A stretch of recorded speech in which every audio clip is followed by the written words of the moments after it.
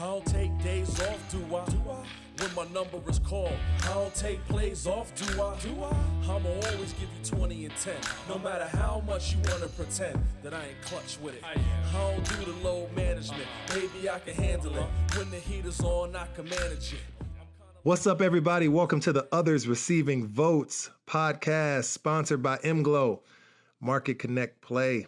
In this podcast, we talk about playing basketball in the international realm, going overseas, the ins and outs and the life and overseas basketball.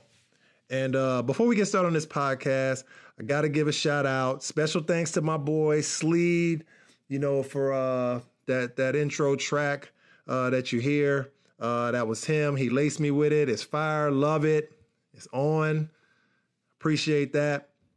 And the reason that I do that, two reasons. One, I got to give a shout out to my guy anyway. But the second reason is after because he heard the first podcast and in the intro of the first podcast, when I was giving my background, like, I'm from St. Louis. I went to University of Arizona, played in the NBA, played overseas. He shot me a text immediately and was like, aren't you missing a part of your resume?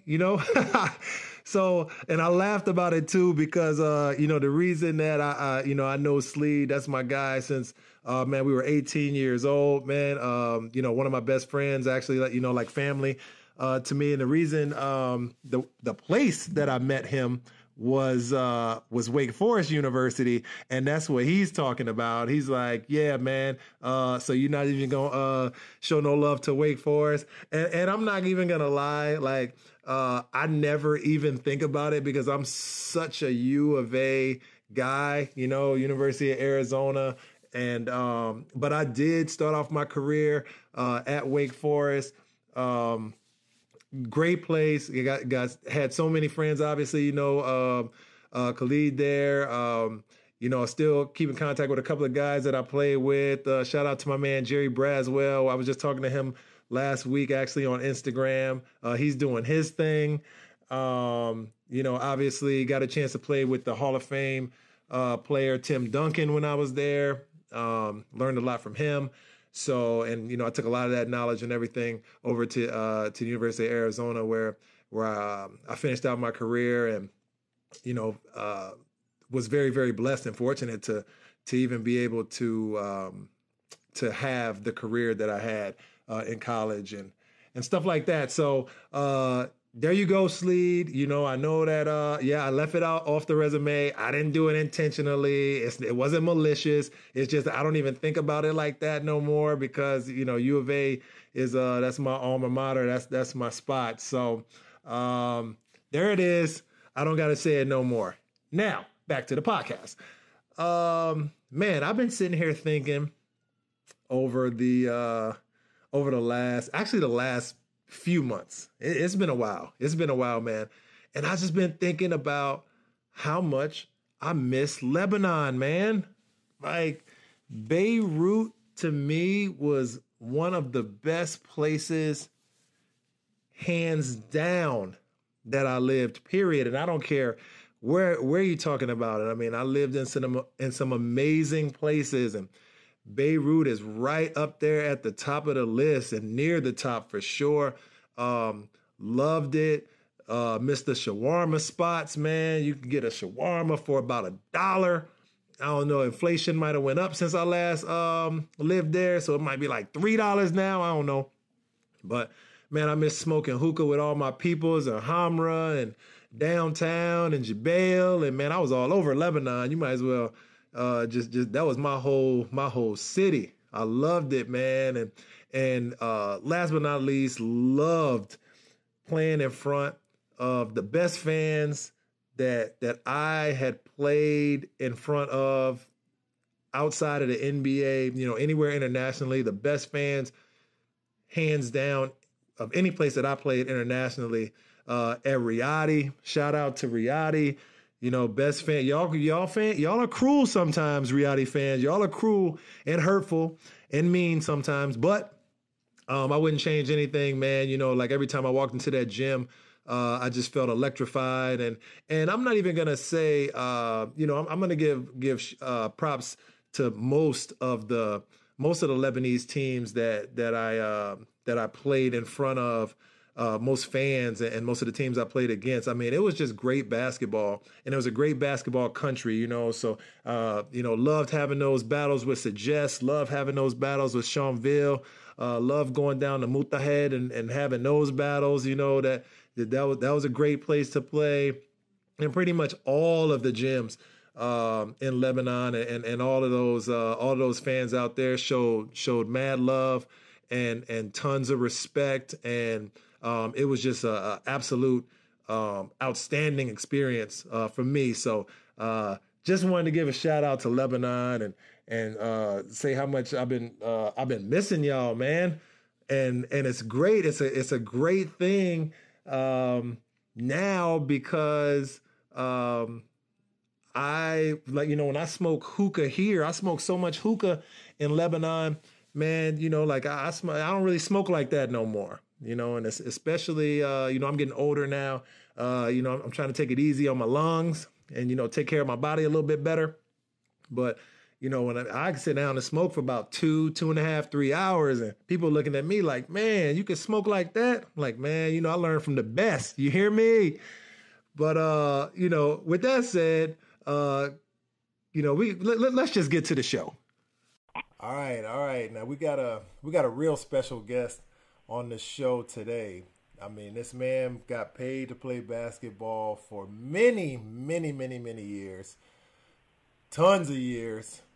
You know, I was very fortunate enough to be a teammate of his, and I learned so much from him.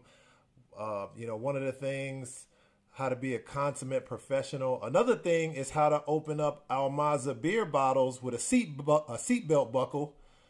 Joe Vogel, the grand wizard of Lebanese basketball. What up, Joe? Man, I am cooling, bro. Cooling. You bring back memories, man. Man, I love to hear that. And speaking of the memories, man, I want to, and I know, you know, this might be a shock, but I want to talk about how we got your nickname, because I think it's like one of the funniest things ever. And you know what? It won't do any justice unless I just tell the story about how I first met you, like how we first had a formal introduction way back about 10 years ago. You probably remember in the Dubai tournament. That's when we first played, man. And I remember after the game, I was in there talking to Nate in the hotel lobby, and I was like, I said, man, you know, me and Nate just talking, and then I saw you stroll in or whatever, and you know, like you just walked past me, and it's funny because you got the nickname the Grand Wizard. Me and Optimus gave you that nickname. Shout out to Billy Ferris, who I for sure will not have on the show because I do not want to be stressed out or depressed for 25 minutes. You already know how Billy is, but I love him to death. But good God, man. So the Grand Wizard, obviously, in American history, doesn't have it has a very negative connotation, you know, it's associated with the leader of a very racist group.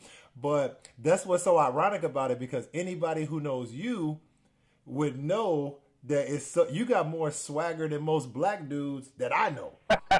So me and Nate in the hotel lobby, we talking, and you stroll in, you know, with that cool ass walk, and then, you know, you just stop by me real quick, you know, give me the head nod, say, "What's up, pimpin'?" Then walk past with this bad black chick. I was looking at Nate like, yo, he must be slanging, bro. Like, who is that guy?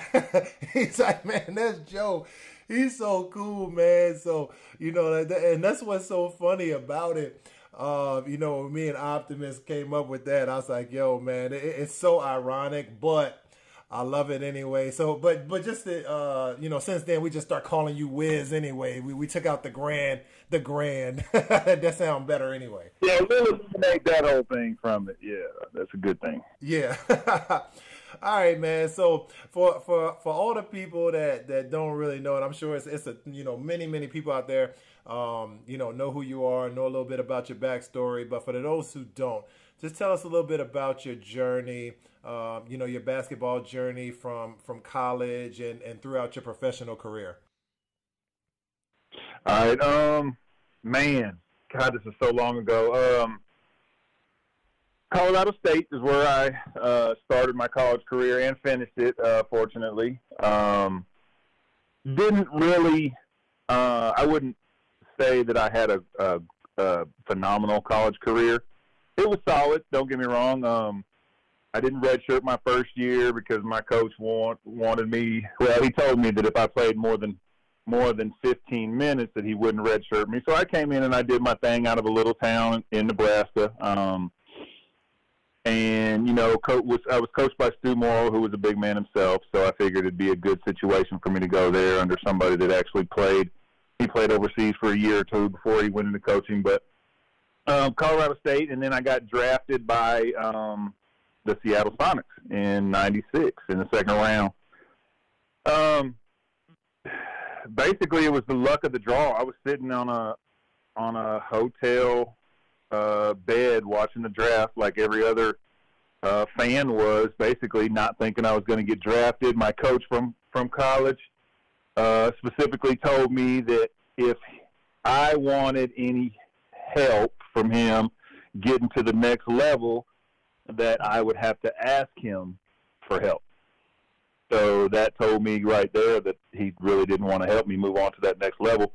And I didn't think that I really had, you know, a chance to play in the NBA. I knew I could, but I didn't think I had a chance just because, you know, I had a good college career. It just wasn't great. It wasn't a standout, stellar career.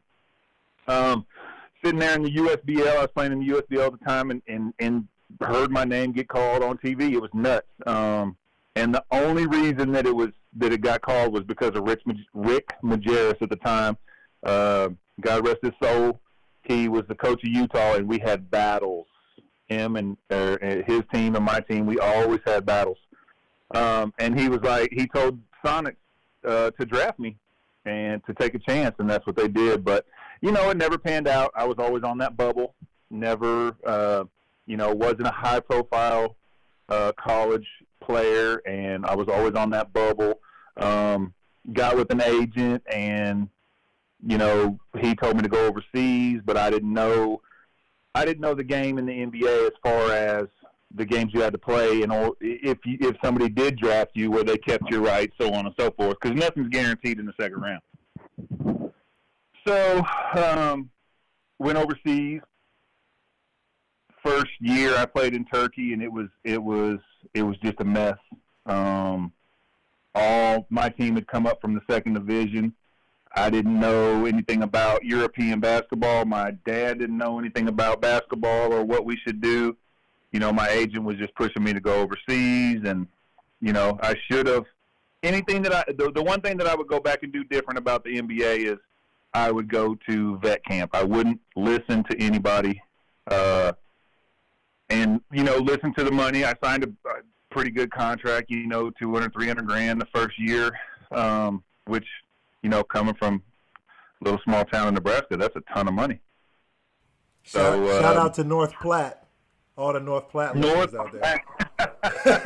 Yep. All the 15 North Platte listeners that's available out there. That's right. So, yeah, it was just, I didn't know anything. My agent wasn't much help, and I didn't know anything. I didn't know that they could retain your rights as long as you don't go to camp. The team that drafts you retain your rights, and you know, I go overseas and didn't have a good time.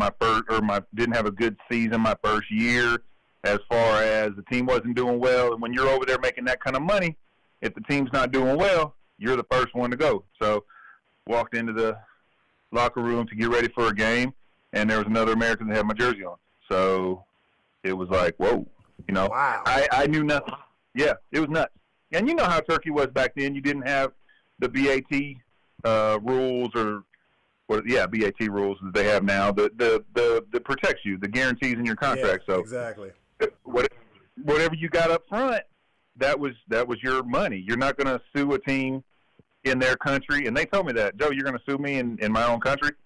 No, probably not. So, yeah, I mean, that's how it all got started as far as just trying to learn the business, and it was eye-opening because you had to go through, at the time for me, you just have to go through the pitfalls of, like any career, you got to go through it in order to learn it, because I knew nothing about it. I had nobody, it's not my dad's fault, or it's not I'm not even going to blame it on my college coach or anything like that.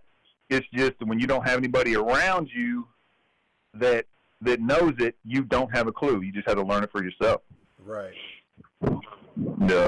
And then just, you bounce around from team to team, and you go. I went from Turkey, then I went to Japan, and then, then got hooked up in Lebanon, where in 2001 I ended up getting my nationality because I went over there for a team. Of all places, I went to play in a tournament in Lebanon with a team from Saudi Arabia, and balled out, and that's how I ended up getting my nationality from Lebanon to play with the national team over there. And for the most part, that's where I finished up my career. Which you changed the game in Lebanon. I mean, it's something now. They don't even do that no more. Like, you had the talk about that real quick, because that was just bananas, in and of itself, that story.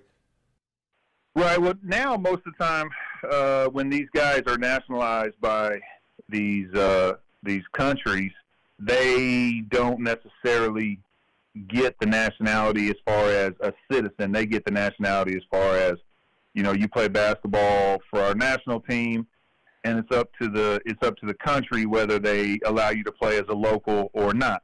Well, I was a full-blown citizen. I am a full-blown citizen of Lebanon. When I got my passport, I literally went to the president of Lebanon's house, castle, compound, whatever you want to call it, and he presented me with my passport, and it was from there. It was the end. I played as a local, so they could have me and two other Americans on the floor at the time, and no other. They were only allowing myself with that at the time, and this was early 2000s, and there was no other team that could do it. So we went on a run with the team I was with at the time.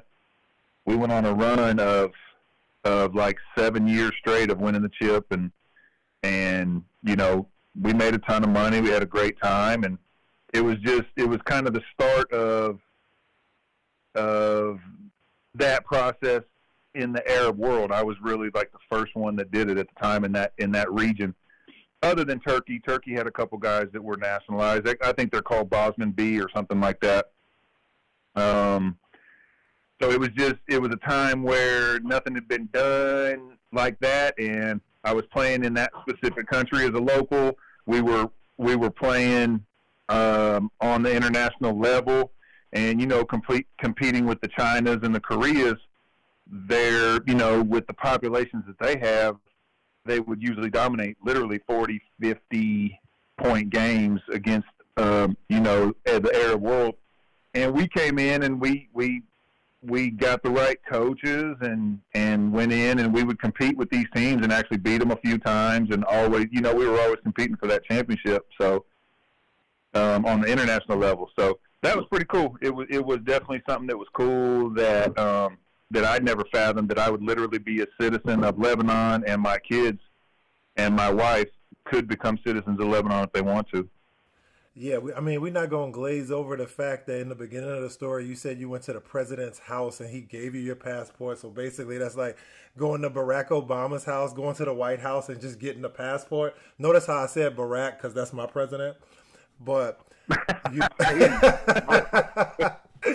no, man. That's a crazy journey, man. And I know you played what, 20, 21 years professionally?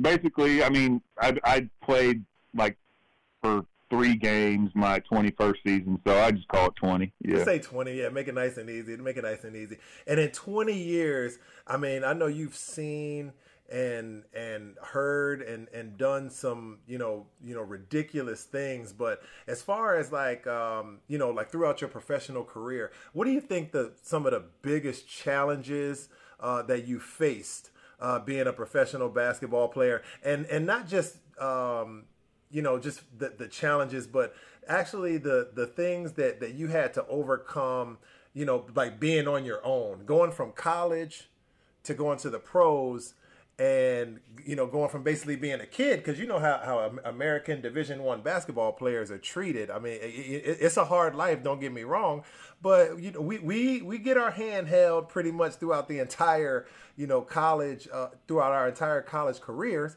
and rightfully so. It's a lot of stuff that those athletes have to do, and they don't get paid, and still have to be able to go to school and whatnot. But when you turn pro, it's like you're kind of on your own. You step into the adult world immediately. So what are some of those challenges that you had to face, and how did you overcome those? And that's exactly right. Like you said, we are, I don't want to say coddled, because that's not the right word, but we are monitored, 24/7 when you're in the NCAA.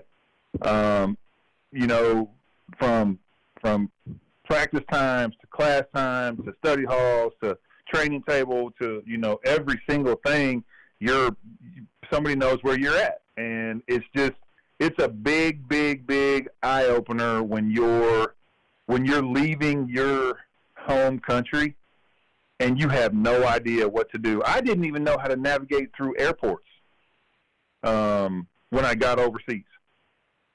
I mean, it was literally either you make 10 trips to try to find the gate because you can't read the signs, or you ask somebody. And for the most part, Europeans and Asian people, everybody speaks English. They want to be like America, so they want to speak English and be able to communicate. So that's they can speak broken English enough to where you navigate where you need to be. But it's exactly like that. You go to another country, you'll have somebody pick you up from the airport, and they'll drop you off at the hotel, and then they'll tell you, okay, we'll pick you up at such and such time.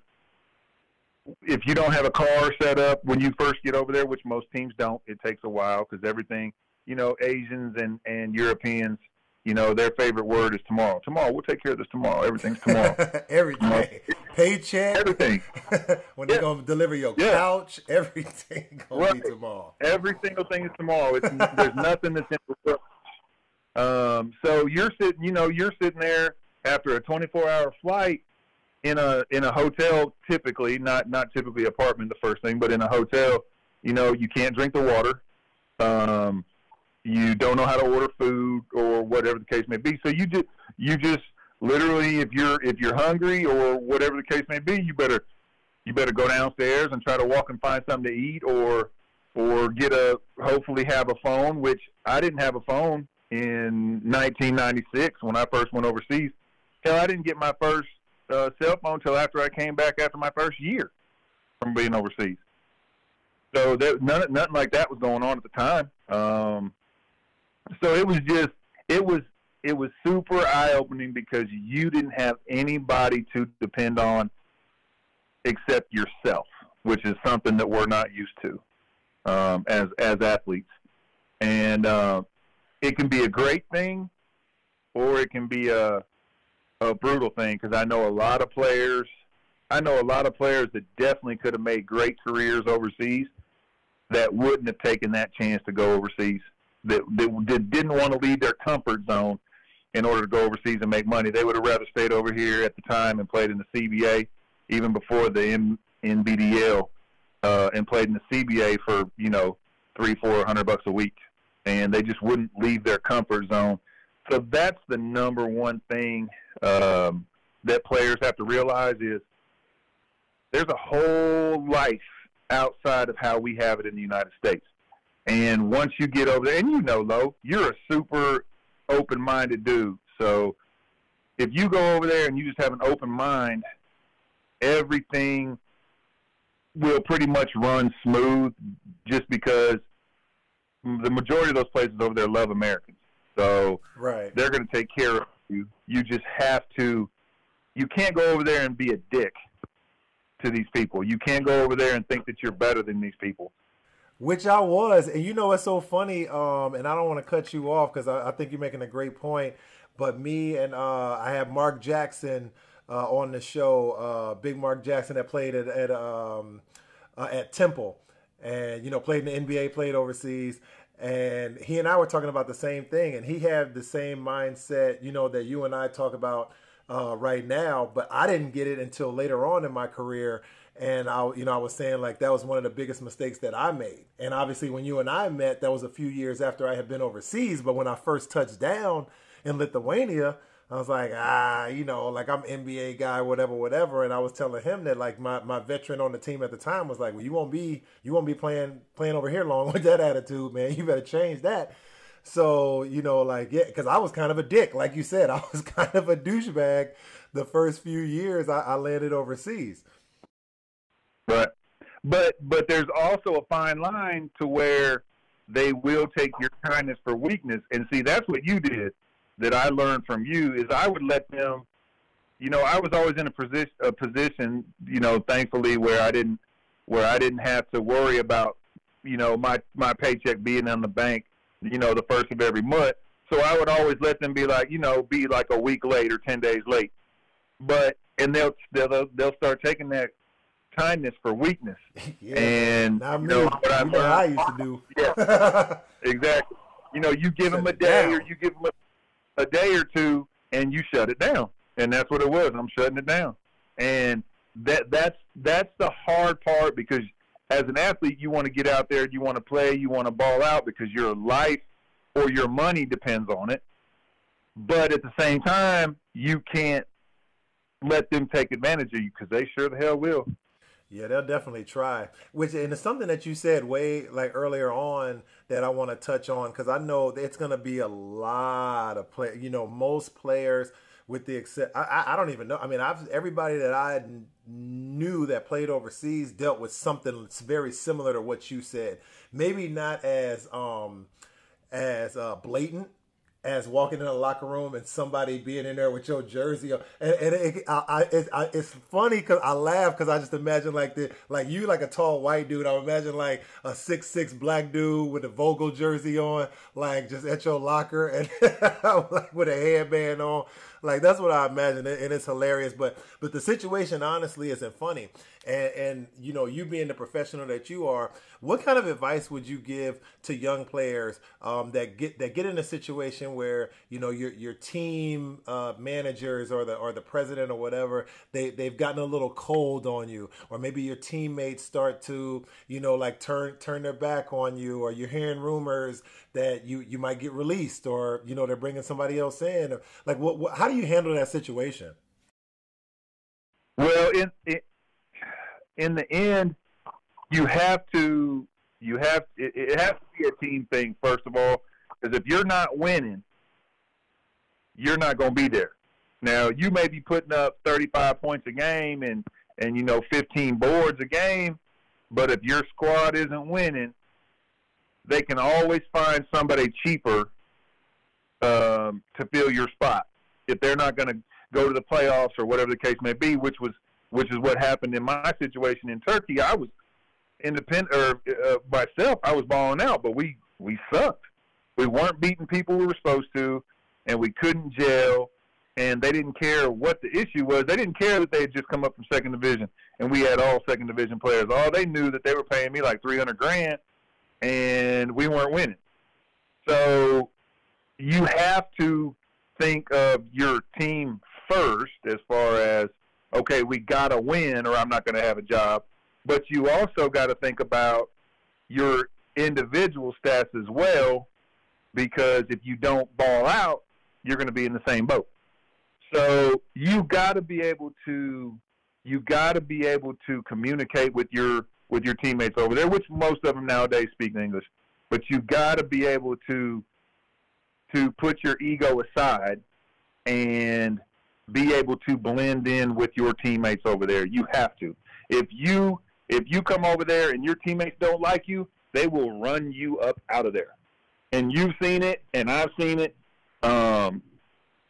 You got to be able to put up with bullshit that American coaches and teams wouldn't put up with, because it's just the way it is. I mean, we played with several, I don't want to mention any names, we played with several guys in Lebanon that, on the floor, they sucked to play with. Off the floor, they were okay guys.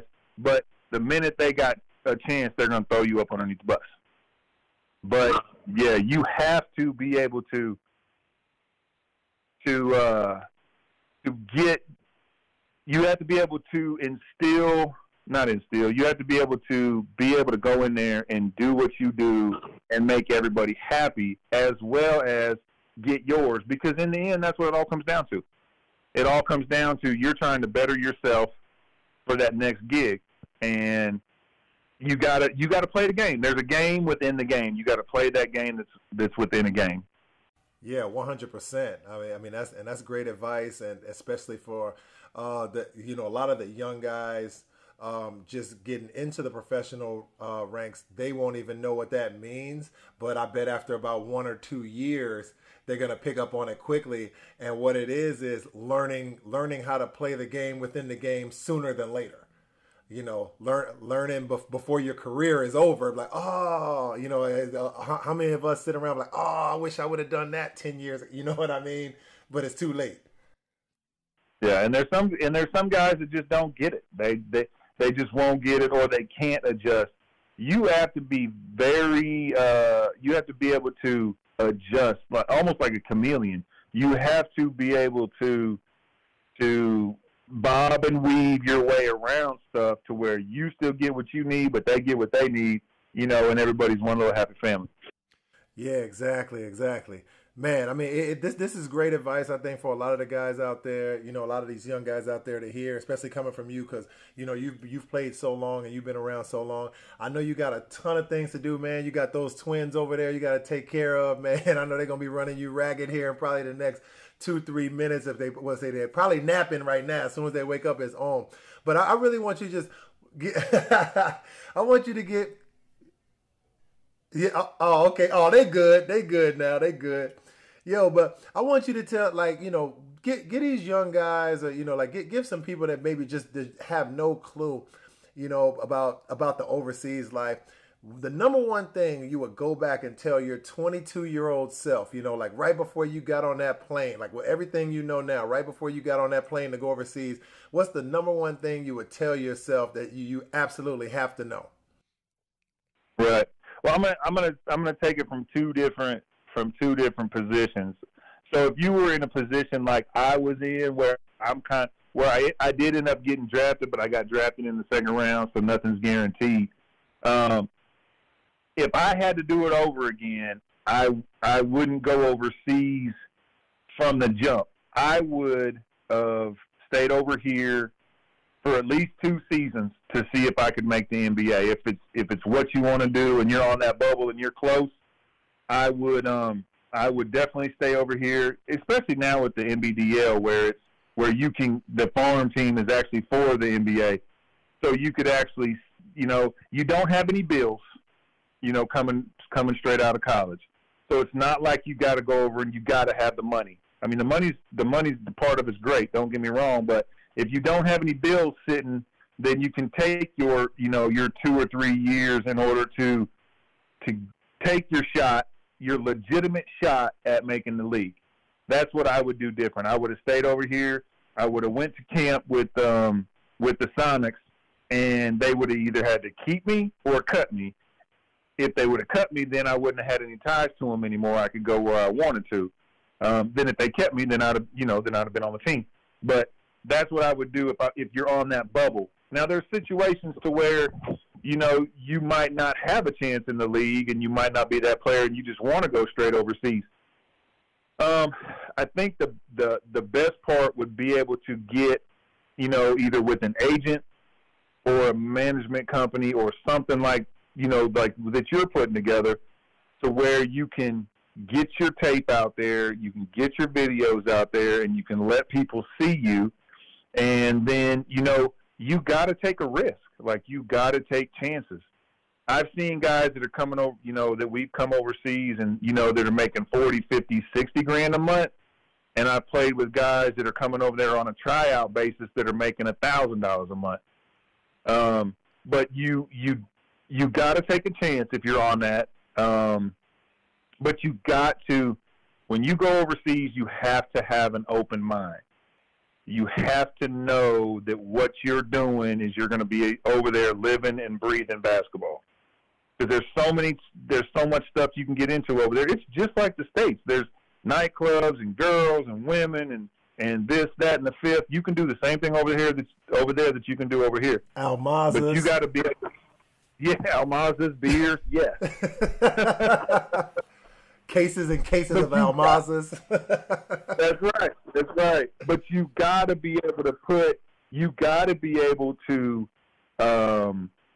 communicate with people over there, and you have to be able to withstand shit that you wouldn't be able to do anyplace else, because it's not, when it comes to basketball, it's not the same as what we're used to over here. But you got to be able to go over there if you're on a tryout basis, or if you're getting, upfront money and you're getting X amount of dollars a month. You need to go over there and understand that you have to go over there and kill, but at the same time, you got to be over there and you got to be able to make your team win, because if you're not winning, they're going to get rid of you. But you got to be able to let yourself put America, out of your mind for 8 or 9 months at a time. Because you're going to get homesick, you're going to miss your family, you're going to miss your kids if you got them, or whatever the case may be. But when you step on that floor, you're all about getting your next gig, making your team win, and it's not easy at all to put that stuff aside. But if you want to make money, you got to be able to sacrifice your stuff over here. So true, man. So true. That's real advice, man. Well, all right, Wiz, I'm going to let you go, man. You know what? Before you leave, let everybody know where they can find you on social media, if anywhere, because are you even on any social media? Because I'm on all social media. You don't pop up on none of my feeds. I'm on Facebook. I haven't taken the jump to the Twitters and the Snapchats and all that stuff yet, or whatever else is out there. But I mean, just look up my name. I think it's under Joseph Vogel on Facebook. But I got my two little twins on I think they're on the cover page or the profile page when they were little. So y'all can find me on there, and I am definitely open, to talking to anyone or helping anyone out that's trying to break into overseas and at least, talk to them and let them know, what they're in for. I can definitely do that anytime. For sure. Anybody got questions, please ask this man. He's got the most knowledge of anybody I know, especially about that international market. He played over there for 2 decades, man. That man played more professional basketball than most of y'all are been on this earth. You was getting paid, man. But you know what, man, Wiz, I appreciate everything, man. It was such great advice, such great wisdom you gave everybody. That's why you got your nickname, the Wiz, the Grand Wizard of Lebanon, man. That's how you got your name. I really appreciate you hitting me up about all this, and what you're doing is great, bro, and it's going to help a lot of people out that need that push and that avenue. That you always see the superstars in the NBA, but you don't see them dudes that are on that bubble, or those dudes that are struggling to break in. You see them every now and then, but this is what these guys need, to get where they want to be. And like you said, you're doing your part, and whatever I need to do my part, I'm up for it. For sure. I appreciate that, man. Hey, take care of them babies and the wife, man. Tell everybody I said hello, and thank you again. And man, I'll holler at you soon, man. Will do, bro. I appreciate you, man. Yep, you heard it right here. Joe is one of, he's one of the most professional guys that I've been around in anywhere I was in all my career. He is just the most professional and the most down-to-earth person, always looking out, for his teammates, always wanting to take care of the next guy, even sometimes sacrificing himself to take care of the next guy. I mean, he's just a consummate professional, and it was my honor to play with him, and I learned so much from him. And, you know, one of the things that I think is really key, you know, that he said was, you know, you got to play the game. You got to learn how to play the game and learn sooner than later and learn how to play it well. And, you know, you do that, you'll have a very, very, you know, hopefully a very long and blessed career. And, you know, like that's one of the main things that I learned from Joe, you know, how to do it. And I wish I would have met him sooner in my career. I probably would have played for about 25 years because I was still giving out work at the end of my career. You know. Anyway, do me a favor. If you enjoyed the podcast and you think it could help somebody else, please share it.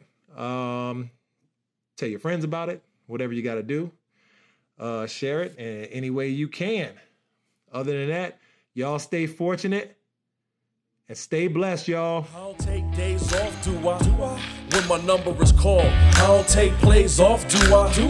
I'ma always give you 20 and 10, no matter how much you wanna pretend that I ain't clutch with it. I don't do the load management, maybe I can handle it. When the heat is on, I can manage it.